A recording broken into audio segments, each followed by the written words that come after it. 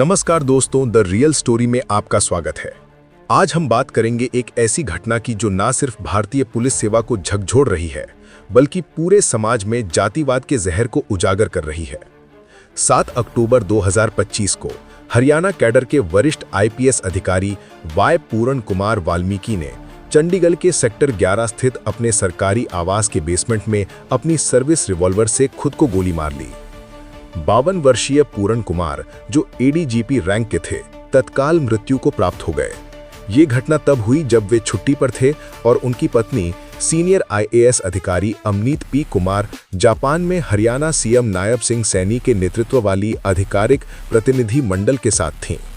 लेकिन ये सिर्फ एक मौत नहीं है, ये एक सिस्टम की विफलता है।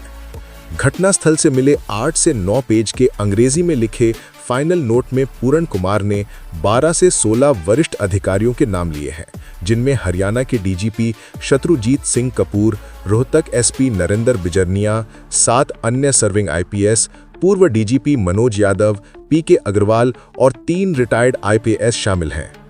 जानकारी के मुताबिक इस नोट के आधार पर चंडीगढ़ पुलिस ने 9 अक्टूबर को सेक्टर 11 थाने में एफआईआर नंबर 156 दर्ज की। धारा 108 यानी आत्महत्या के लिए उकसाना बीएनएस, धारा 35 और SC/ST अत्याचार निवारण अधिनियम की धारा 31R के तहत ये एफआईआर डीजीपी कपूर और एसपी बिजरनिया सहित सभी नामित अधिकारियों के खिलाफ है, जो जातिगत भेदभाव और मानसिक प्रताड़ना का आरोप झेल रहे हैं। हरियाणा सरकार ने तत्काल कदम उठाते हुए 10 अक्टूबर को 6 सदस्यीय एसआईटी का गठन किया, जिसका नेतृत्व आईजी पुष्पेंद्र कुमार कर रहे हैं। रिपोर्ट्स के मुताबिक सरकार डीजीपी कपूर और एसपी बिजरनिया को लॉन्ग लीव पर भेजने पर विचार कर रही है और एक अधिकारी डीजीपी की नियुक्ति की संभावना है। राष्ट्रीय अनुसूचित जाति आयोग ने भी स्वतः संज्ञान लेते हुए चंडीगढ़ प्रशासन से 7 दिनों में एक्शन टेकन रिपोर्ट मांगी है। अमनीत कुमार ने सीएम सैनी को पत्र लिखकर सभी आरोपी अधिकारियों की तत्काल गिरफ्तारी, निलंबन और परिवार को स्थायी सुरक्षा की मांग की है। ये कदम न सिर्फ मामले को गंभीरता प्रदान करता है, बल्कि दर्शाता है कि न्याय की मांग तेज हो रही है। आइए इस दर्दनाक कहानी को विस्तार से समझते हैं। पूरण कुमार का फाइनल नोट का शीर्षक ही रोंगटे खड़े कर देता है। अगस्त 2020 से हरियाणा के वरिष्ठ अधिकारियों द्वारा जारी जाति आधारित भेदभाव, मानसिक उत्पीड़न, सार्वजनिक अपमान और अत्याचार जो अब असहनीय हो गया है। सूत्रों के मुताबिक नोट में विस्तार से वर्णन है कि कैसे पूरण कुमार, जो अनुसूचित जाति से थे, को लगातार निशाना बनाया गया। सब कुछ 3 अगस्त 2020 से शुरू हुआ, जब तत्कालीन आईजी पूरण शाहजादपुर थाने के मंदिर दर्शन करने गए। वो पब्लिक हॉलिडे था और तत्कालीन एसपी अभिषेक जोरवाल ने उन्हें अनधिकृत प्रवेश का आरोप लगाकर परेशान किया। इसके बाद पूर्व डीजीपी मनोज यादव ने पत्र लिखकर मंदिर दर्शन पर सवाल उठाए, जिसे पूरण ने SC/ST एक्ट के तहत शिकायत का आधार बनाया। नोट में प्रमोशन में अनियमितता का जिक्र है। पूरण ने अप्रैल 2024 को सीएम नायब सिंह सैनी को पत्र लिखा कि 1991, 1996, 1997 और 2005 बैच के अधिकारियों को गैर कानूनी प्रमोशन दिया गया, जो होम मिनिस्ट्री नियमों का उल्लंघन था। उन्होंने SC अधिकारियों के लिए विलंबित प्रमोशन और इंक्रीमेंट न देने का आरोप लगाया। ACR यानी वार्षिक गोपनीय रिपोर्ट में हेराफेरी, सरकारी आवास न मिलना और पिता की मृत्यु से पहले छुट्टी न देना जैसे कस्टम का उल्लेख है। एक डीजीपी रैंक अधिकारी पर बेवजह नोटिस भेजकर प्रताड़ित करने का आरोप है। रिपोर्ट के अनुसार अप्रैल 2024 में आईजी टेलीकॉम के रूप में उन्होंने अपनी आधिकारिक कार लौटा दी, क्योंकि अन्य आईपीएस अधिकारियों के मुकाबले भेदभावपूर्ण आवंटन था। 6 अक्टूबर को रोहतक के अर्बन एस्टेट थाने में उनके गनमैन सुशील कुमार के खिलाफ भ्रष्टाचार की एफआईआर दर्ज हुई, जिसमें पूरण कुमार को फंसाने की साजिश का जिक्र है। जानकारी के मुताबिक शराब व्यापारी ने शिकायत की कि कांस्टेबल ने 2-2.5 लाख रुपए मासिक रिश्वत मांगी और पूछताछ में सुशील ने पूरण कुमार का नाम लिया। ये एफआईआर डीजीपी कपूर के इशारे पर दर्ज हुई, जो पूरण को तोड़ने वाली साजिश थी। 29 सितंबर को उन्हें रोहतक रेंज आईजी से पनिशमेंट पोस्टिंग के रूप में सुनरिया के पुलिस ट्रेनिंग कॉलेज भेजा गया। नोट में लिखा है कि ये सब उन्हें इतना तोड़ गया कि उन्होंने 6 अक्टूबर को वसीयत लिखी, जिसमें सारी संपत्ति पत्नी अमनीत के नाम कर दी। नोट को उन्होंने पत्नी और 2 अधिकारियों को भेजा, लेकिन अमनीत के 15 फोन कॉल्स का जवाब ना देकर उन्होंने अंतिम कदम उठा लिया। नोट में सीएम के chief principal secretary Rajesh Khullar का जिक्र है, जो एकमात्र अधिकारी थे जिन्होंने उनकी बात सुनी और मदद की। इस घटना के बाद जांच में तेजी आ गई। 8 अक्टूबर को चंडीगढ़ पुलिस ने अमनीत के बयान दर्ज किए।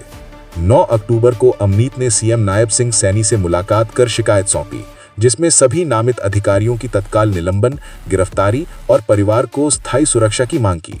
रिपोर्ट्स के अनुसार उन्होंने नोट को डाइंग डिक्लेरेशन बताया और एफआईआर में डीजीपी कपूर और एसपी बिजरनिया के नाम स्पष्ट करने की मांग की। उसी रात चंडीगढ़ पुलिस ने एफआईआर दर्ज की। 10 अक्टूबर को 6 सदस्यीय एसआईटी का गठन हुआ, जो समयबद्ध जांच करेगी। राष्ट्रीय अनुसूचित जाति आयोग ने जांच शुरू कर दी और चंडीगढ़ डीजीपी सागरप्रीत हुड्डा ने कहा कि जांच जारी है। पोस्टमार्टम में देरी परिवार की सहमति न मिलने से हो रही है। आज यहाँ पे हम पीजीआई मोर्चरी के बाहर खड़े हैं और फैमिली की कंसेंट के बाद ही पोस्टमार्टम शुरू होगा। अभी फैमिली से मैसेज आना बाकी है। यहाँ पे सारे डॉक्टर्स और टीम्स हैं, मौजूद हैं, बट फैमिली की कंसेंट के बिना कोई भी कार्रवाई हो नहीं सकती है, लीगली भी पॉसिबल नहीं है, तो फैमिली की कंसेंट की वेट की जाए। इस घटना से हरियाणा सरकार पर दबाव बढ़ा है। सूत्रों के मुताबिक डीजीपी कपूर ने सीएम को स्ट्रॉन्ग एविडेंस दिखाकर सफाई दी, लेकिन अफवाहें हैं कि कपूर और बिजरनिया को लॉन्ग लीव पर भेजा जाएगा। हरियाणा आईएएस एसोसिएशन ने शोक व्यक्त किया और सिविल सर्विसेज ऑफिसर्स एसोसिएशन ने आरोपी अधिकारियों को अस्थायी रूप से पद से हटाने की सिफारिश की। अमनीत ने कहा, यह साधारण आत्महत्या का मामला नहीं है, न्याय होना चाहिए, दिखना चाहिए। पोस्टमार्टम अब भी लंबित है क्योंकि परिवार न्याय तक अंतिम संस्कार नहीं करेगा। ये मामला सिर्फ एक अधिकारी की मौत नहीं, बल्कि पुलिस महकमे में व्याप्त जातिवाद, मानसिक स्वास्थ्य संकट और जवाबदेही की कमी का आईना है। पूरन कुमार, जो ईमानदारी और सामाजिक न्याय के लिए जाने जाते थे, ने नोट में लिखा कि ऐसी बैकग्राउंड के कारण उन्हें पुलिस परिसर के पूजा स्थलों से दूर रखा गया और सीनियर अधिकारियों ने गुमनाम शिकायतों से उनकी छवि खराब की। जानकारी के अनुसार ये उत्पीड़न 5 साल से चल रहा था, जो असहनीय हो गया। वाल्मीकि समाज और सहकर्मियों ने शोक व्यक्त किया और डॉक्टर अमृत ने कहा, हमारा विश्वास न्यायपालिका पर है, लेकिन आरोपी प्रभावशाली हैं, सबूतों से छेड़छाड़ का खतरा है। राजनीतिक हलचल तेज है। कांग्रेस सांसद राहुल गांधी ने एक्स पर लिखा, पूरन कुमार की मौत जाति के नाम पर मानवता को कुचलने वाले सामाजिक जहर का प्रतीक है। प्रियंका गांधी वाड्रा ने बीजेपी पर निशाना साधा, दलितों के खिलाफ हिंसा की ये श्रृंखला भयावह है, राय बरेली के हरिओम वाल्मीकि हत्याकांड से जोड़कर देखें। राज्यसभा सांसद रणदीप सुरजेवाला ने फोर्स्ड सुसाइड कहा और एमपी वरुण चौधरी ने कहा कि बीजेपी सरकार में ऐसी अधिकारियों को हाइपर किया जा रहा है। यूनियन मिनिस्टर चिराग पासवान ने सीएम को पत्र लिखकर हाई लेवल जांच की मांग की। पूर्व सीएम भूपेंद्र हुड्डा ने निष्पक्ष जांच की अपील की।